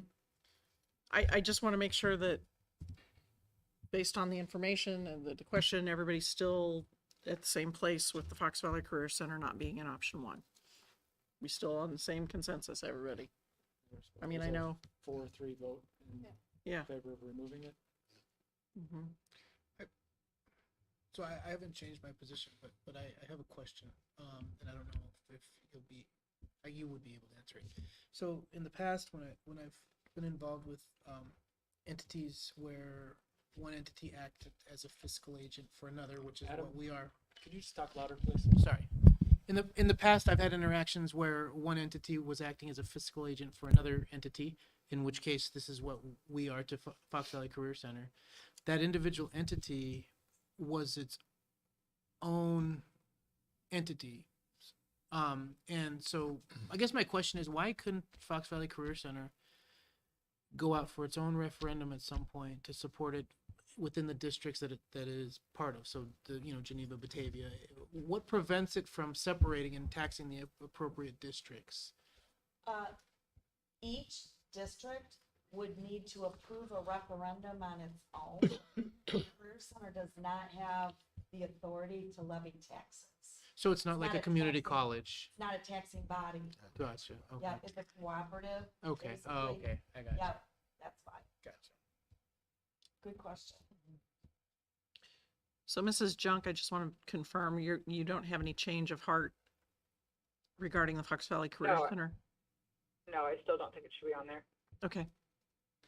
So if no one else has changed position, then it still is a consensus that is off, Well, option 1. I would like to make it known that when you say consensus, it doesn't mean that it's 6-0, that I No, still believe. consensus just means. Right, well, 4-3. no, I It was just mean 4-3. for the community to understand that there are board members that want that on, so I just don't want it to be Right. portrayed that there's been conversations beyond last meeting and that we've changed our mind. I have not changed my mind. I still feel Fox Valley should be a part of it. Okay. Yeah, and we wouldn't have had any discussions since the last meeting. It would be illegal. Just so everybody knows, we don't do that. So I actually have a question, or I have a concern about option 1. I actually thought that last time it got a little confusing when we were talking about, the first question. I thought that what we were taking option 2, which did not have the Ignite Academy and the high school entrance, removing Fox Valley, and that was going to be the low question, the question 1 on the referendum. Okay. I thought we were starting with option 2, the original option 2, which did not include the Ignite Academy and the high school entrance. And that we were just, there was some, when you watch the video, there's some question how it was worded and how, what I understood we were saying. And then Mr. Carey, I think, made a comment like, so we're removing Fox Valley. Yes, and we didn't say specifically we're removing this and we're removing that, because I didn't ask for that, because I thought we were starting with option 2. So the one thing that we have consistently heard from the community is that those 2 items were so low that there are, that people will actually vote against the referendum if those things are included. I know that the Ignite Academy will go forward regardless of whether or not it's funded from this effort. And it worries me that there's such a backlash and there has been such community sentiment against those 2 items because they were ranked so low, that I don't think they should be included in this low first question. But so I'm bringing it up for discussion. I don't know what other people think. I'll go with.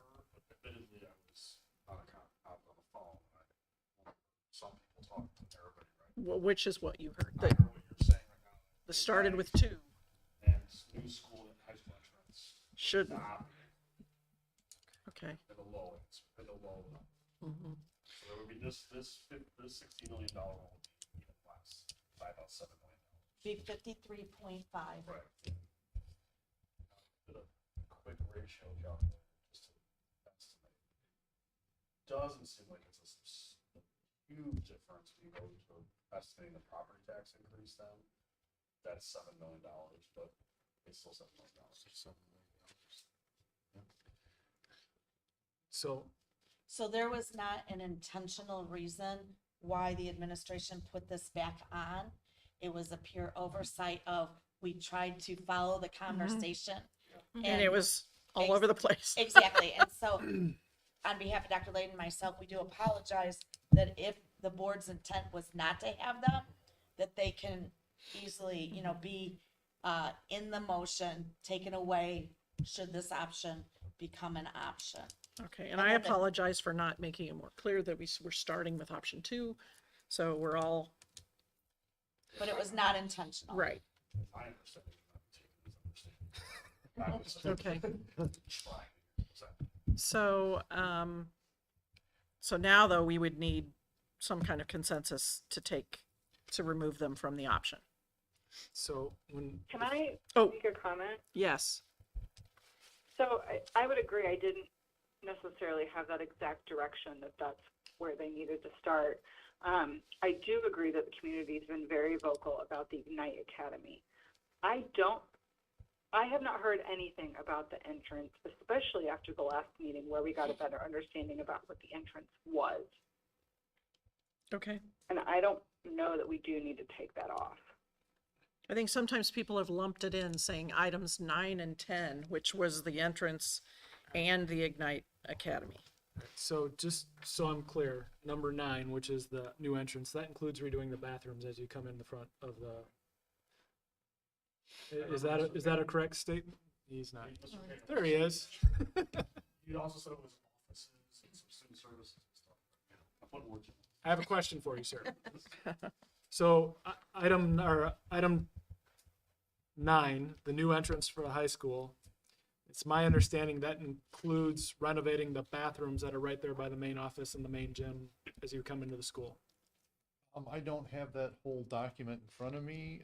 That would make sense. That's kind of the whole area, but I can't say for sure. I'm sorry. Did that also include offices and things?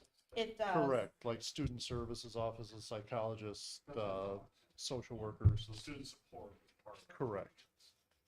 So an expanded lobby near the East Gym, new concession space, conference space adjacent to the reception area, and zone control to limit school access at off-hour events.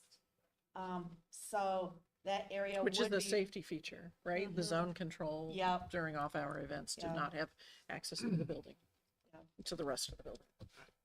So it's well, first of all, I've been contacted by less than 10 people, so there is no overwhelming anything that I've heard from the community. The one thing that I will agree with you on, Teresa, is that I think 2 or 3 people told me they were not in favor of the academy. I have not heard a thing about the entrance, which I'm under the assumption includes the bathrooms that are older than I am, so I would. They are really in poor shape. I would be in strong support of including that, but I've made it known to them that my preference is option 2, so I will support whatever you guys decide, but I think. But there's going to be 2 questions. Yeah. And option 2 is the second question, right? Yeah.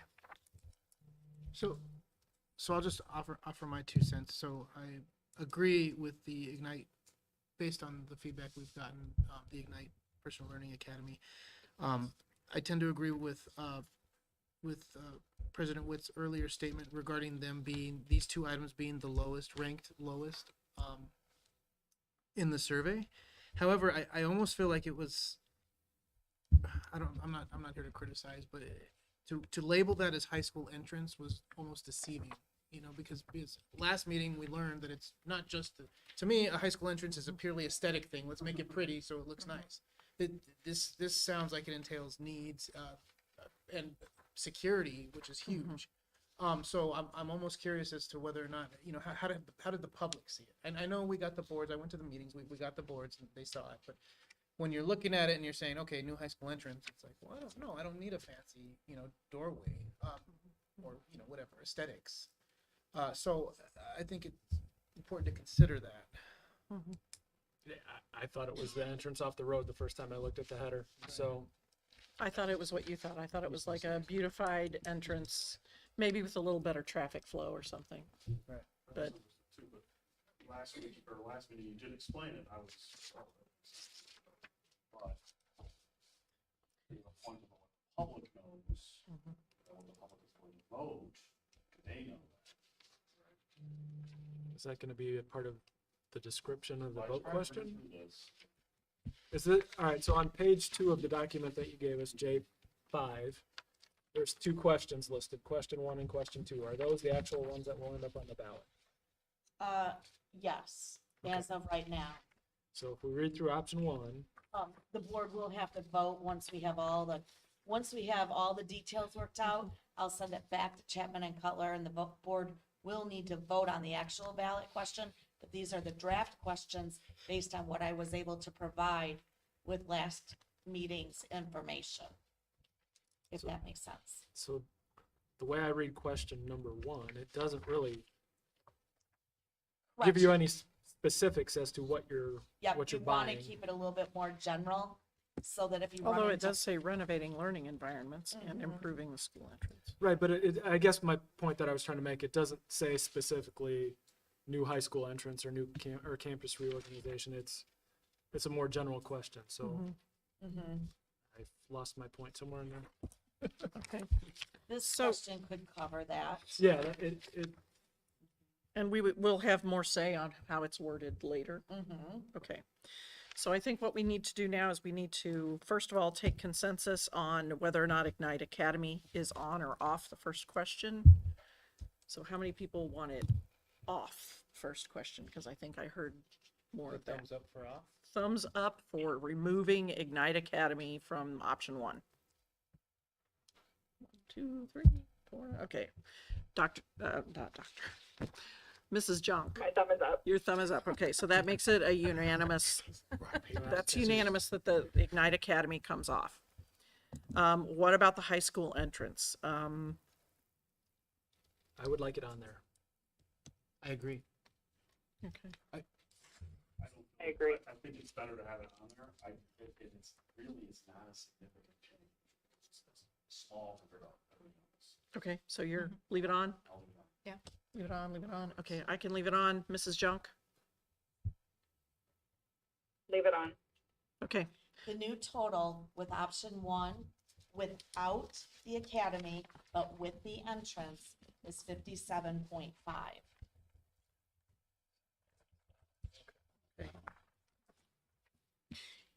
Could we ask that in any listing moving forward that it's better explained and not called the high school entrance, like it? But we can change that. Yeah, let's change I almost that. wonder what it would rank. Or What it leave. would rank if it wasn't labeled that. You know? Right. If you said it was going to fix the Right. bathrooms as you walk in, Right. I think that would be. Yeah. But yes, let's Or if the safety thing was clearer. change it. There to is, how- the safety thing is huge. It was poorly.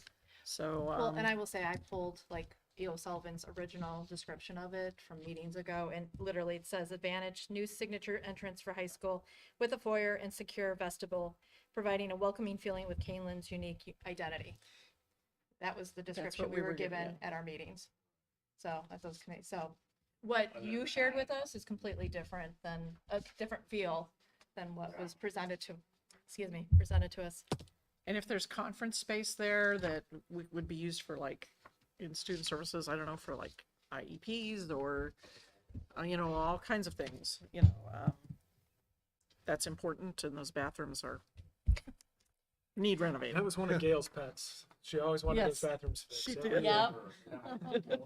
You can put a plaque in one. I believe option one is. I think we're settled on option one. The first question will be 57.5 million. It will not include the Ignite Academy, but it will include the high school entrance, and it will continue to not include the Fox Valley Career Center. Is that everyone's understanding? Yes. Mrs. Junk? Is that your understanding as well? Okay. Dr. Layden, did you have anything to add on option one? No, I was just going to say that essentially then was the original option 2, correct? It's my, yes. Yes. Okay, yes, then I have full understanding. Thank you. Okay. Okay, option 2, which is on the next page, includes all of our projects, including the upgraded costs from the architect, who will be here in about 10 minutes to explain anything that we need. The new total for everything in here is 125.6 million.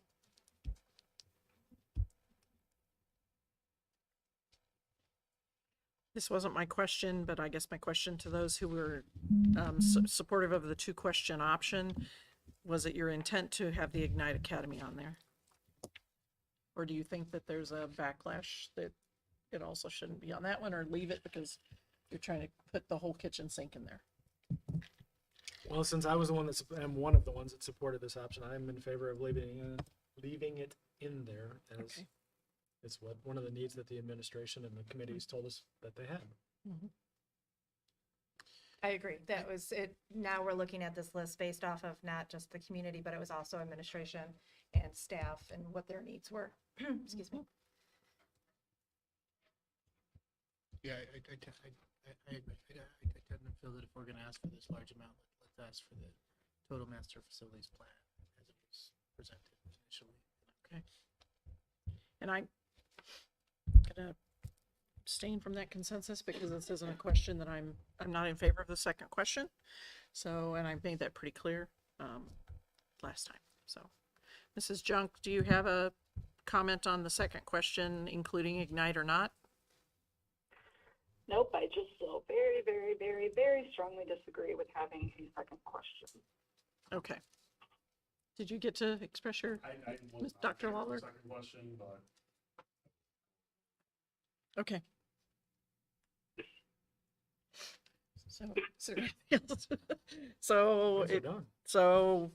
So option one, we figured out. Now it sounds like option two is everything.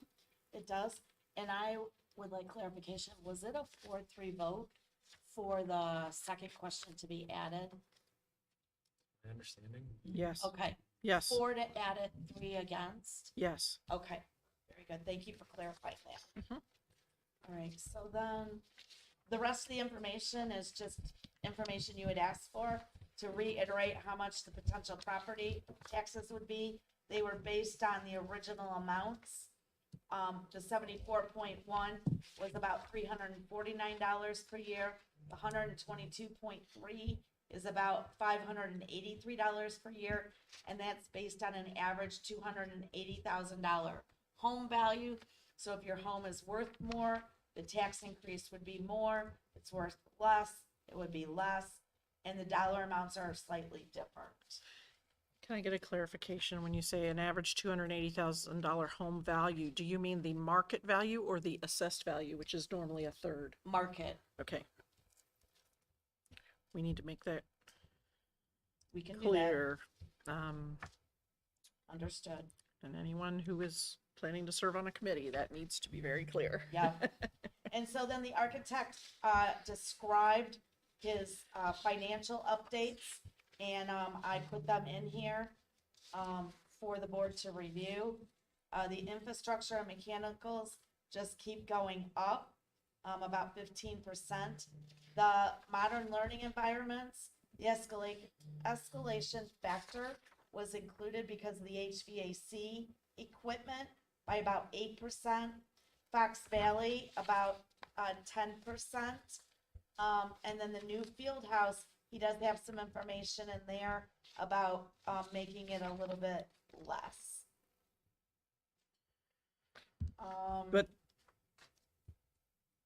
But the making it a little bit less is not included in either of the option, in the option Correct. that we have It's the here. full field house.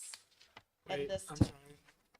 the full sized, So he gave information in this part about a smaller, or different options. I thought we agreed that we wanted the smaller field house at the last meeting. slightly larger than, oh, he did reduce 14,000 square feet Okay, that's, from the footprint. I apologize. Oh, okay. all right, yeah, But it didn't affect any program spaces. Right. yeah, because he had Yeah. a huge atrium in Yeah. the original plan. Oh, that's right. Yeah, He was redesigning. that's or right. Trying to redo that. Okay. I remember that now, sorry. So I think we just need to finish.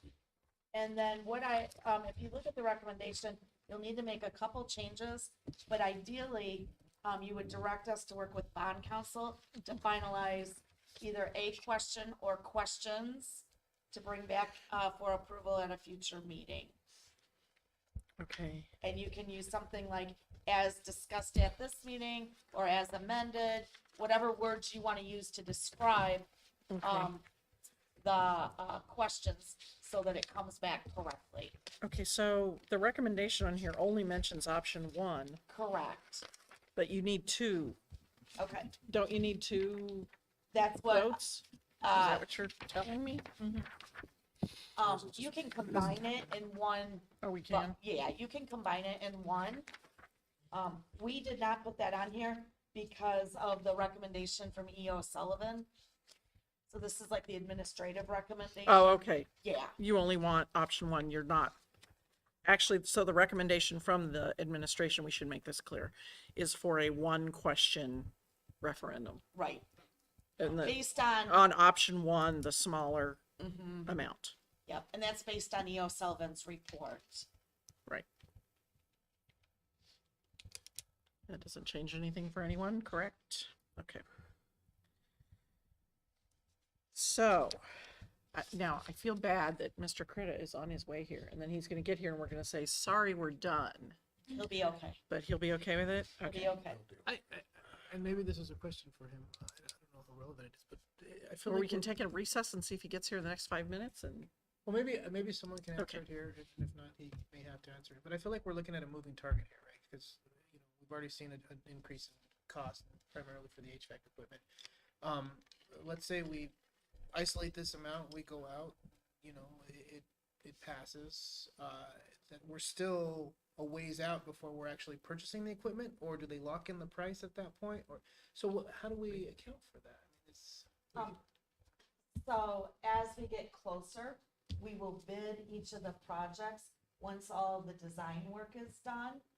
And once we bid those projects, we will see how the bids come in. If we come in within budget, there won't be a problem.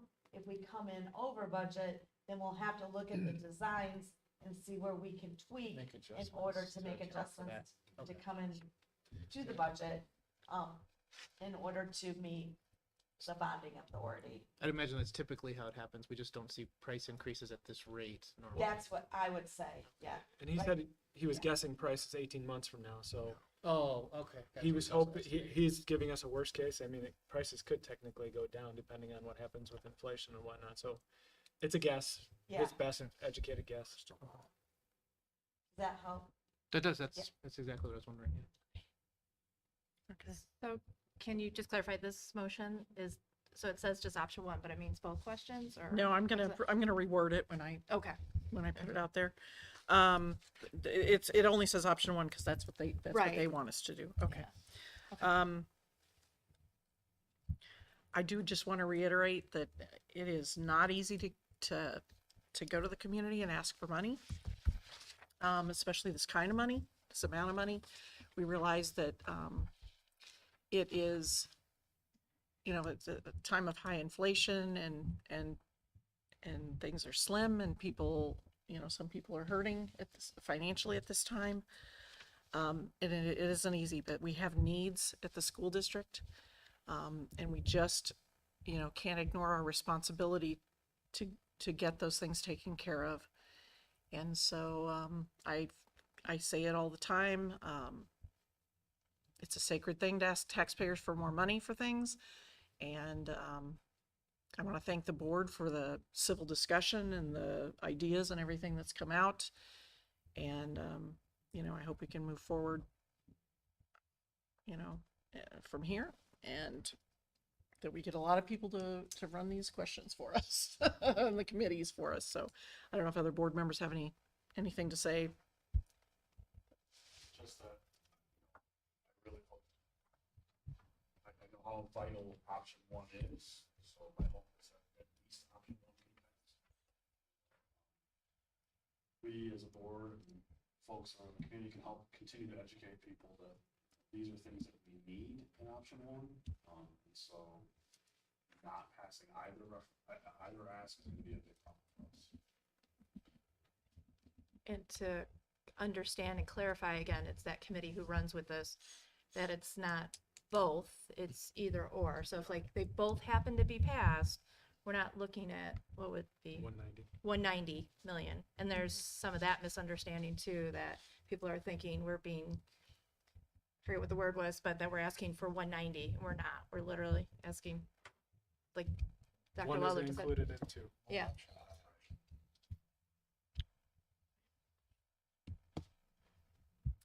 Okay.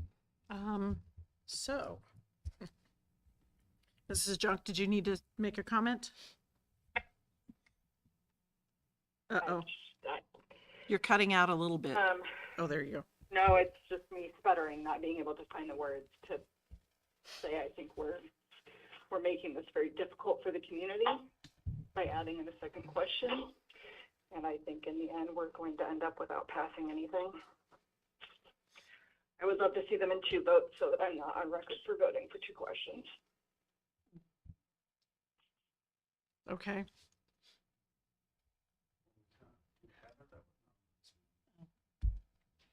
I was combining it, but I understand her point. Yeah. I think it would be probably be best to separate them that way. Okay. Dr. Layden, did I hear you start to say something? Yeah, it was just, thank you, President Witt. Dr. Fuchs, can you just share, one time we had a discussion regarding bond counsel as far as the way to word the questions so that when people are answering them, they know how to answer them and what that wording would look like in the actual language itself. Sure. It goes to what Mrs. Simmons had just said, and specifically a voter, in order to get option one, which is Aaron, thank you, referenced it, is that it's much needed, option one. So in order to get option one passed, a voter would actually have to vote for option one, and then if they're interested in the field house, vote for option two.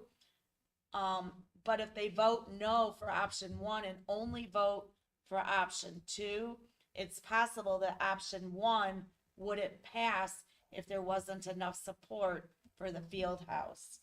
And I'm going to work with bond counsel.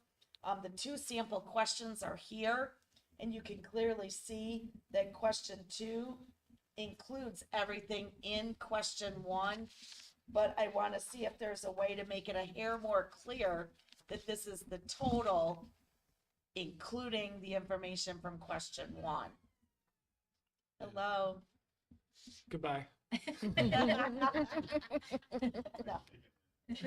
you're good. Is that what you were asking for, Dr. Layden? Yes, thank you.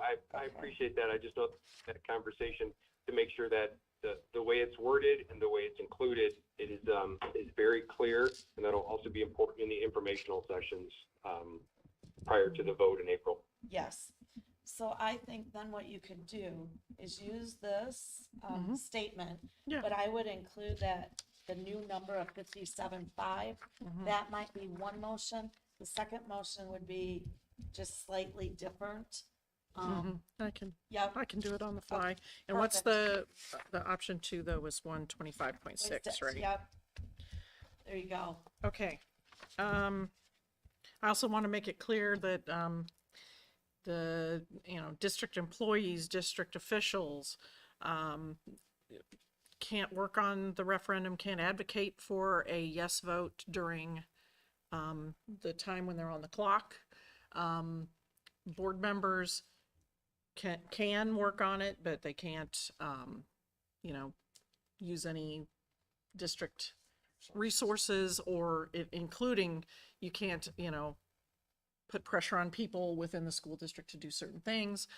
The district and the administration can educate. They can say, this is what this will pay for, this is how much it will cost. So there will need to be a committee that is a grassroots committee from the community that will run and advocate for these if there's interest. So How does that work if community members email us? Are we allowed to answer questions? board members, yes, and I guess we're going to need to talk to Maureen as to how much of that, like, if somebody's interested in doing it, they really can't email Dr. Layden or Dr. Fuchs because they're not supposed to be talking, organizing it at all on district time. So we can bring the list of rules and put a agenda topic together, right, to make sure that it's clarified for the next board meeting. That'd be really helpful. Yes. Yeah. So I know we already covered topics for a future agenda, but you can put that one on there. Yes, and just pretty detailed, like yeah, how much can people, what can you do and what can't you do? Yep. All right. So if we're ready for this, I will first entertain a motion that the Board of Education directs the administration to work with bond counsel to finalize a referendum question based on option 1, but with the removal of the Ignite Academy, in the total amount of $57.5 million to be brought back to the school board for approval at a future meeting. And I will make that motion. Is there a second?